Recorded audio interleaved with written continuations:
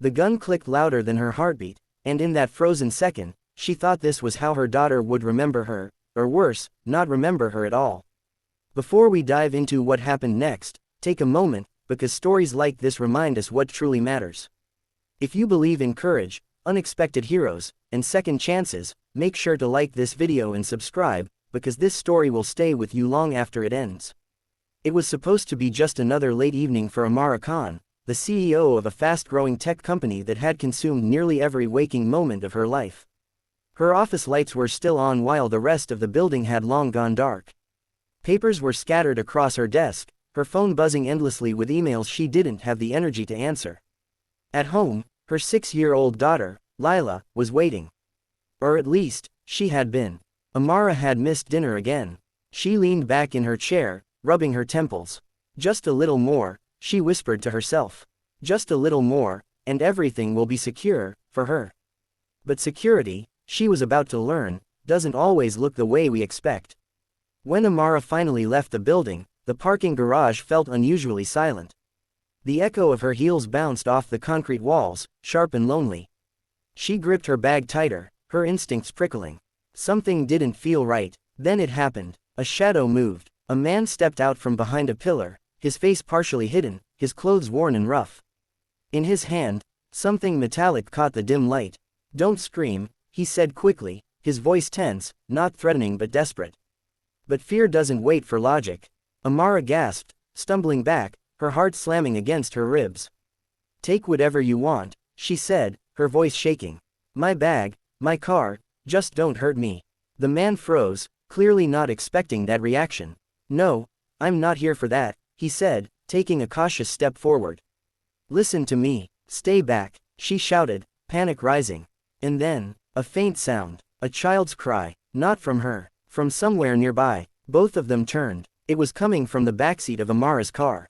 Her blood ran cold. "Lila," she whispered, her voice breaking.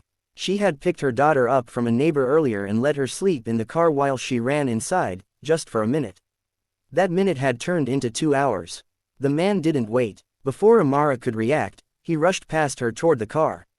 "Stop," she screamed, convinced now that her worst nightmare was unfolding. He ignored her. He yanked the back door open. And that's when Amara saw it. A thin line of smoke curling from inside the car. Her stomach dropped. Inside, a small spark had caught onto a forgotten scarf near a faulty charging cable. The fabric was smoldering, dangerously close to bursting into flames. Lila was still strapped in, half awake, coughing softly. Everything blurred. Amara tried to run, but her legs felt like they were sinking into the ground. The man moved faster. With shaking but determined hands, he unbuckled Lila, pulling her out just as the scarf ignited into a sudden burst of fire. He stumbled back, shielding her with his body. Amara reached them seconds later, grabbing her daughter, holding her tightly as tears poured down her face. My baby," she cried. Lila clung to her, confused and scared but safe. The man stood a few feet away, catching his breath, his hands slightly burned.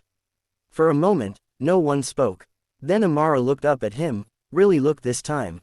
He wasn't a robber. He was exhausted, pale, desperate, and scared. "You," her voice trembled.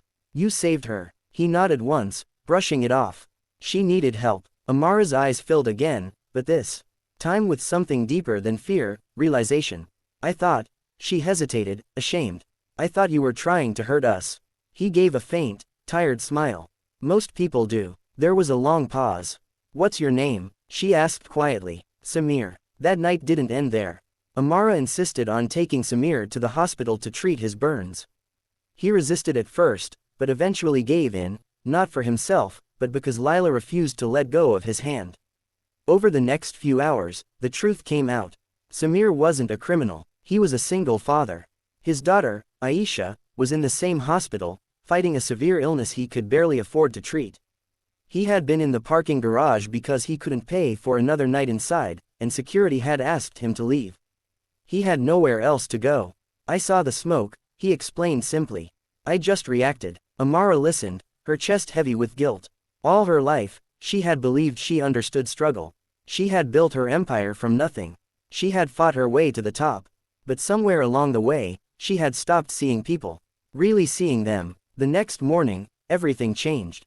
Amara didn't go to work. Instead, she walked into the hospital room where Aisha lay, weak but smiling faintly at her father.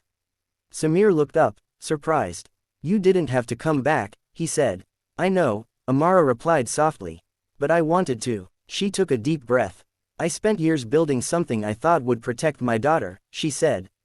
"But last night, a stranger did more for her in seconds than my success ever could." Samir didn't respond, unsure what to say. "I can't undo what I thought about you," she continued. "But I can choose what I do next." And she did. Amara covered Aisha's medical expenses, fully. But she didn't stop there. She created a foundation in her company dedicated to helping single parents in crisis, people like Samir, who didn't need pity, just a chance.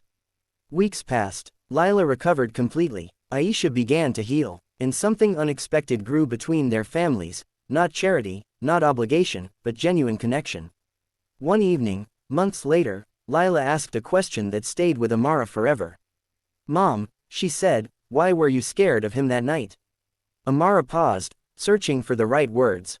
"Because I didn't understand him," she admitted. Lila tilted her head. "But he's nice." Amara smiled softly, tears in her eyes. "Yes," she said, "he is. Sometimes, the people we fear the most are the ones who save us. Sometimes, the strongest heroes don't wear suits, don't have titles, and don't get recognition. They just act, when it matters most. And sometimes, one moment, one decision, can change everything. So the next time you see someone and your first instinct is fear or judgment, pause. Look again, because behind every face is a story you don't know. And maybe, just maybe, a hero you didn't expect. If this story touched your heart, don't forget to like this video and subscribe to the channel. Because stories like this remind us, not all heroes are visible, but their impact lasts forever.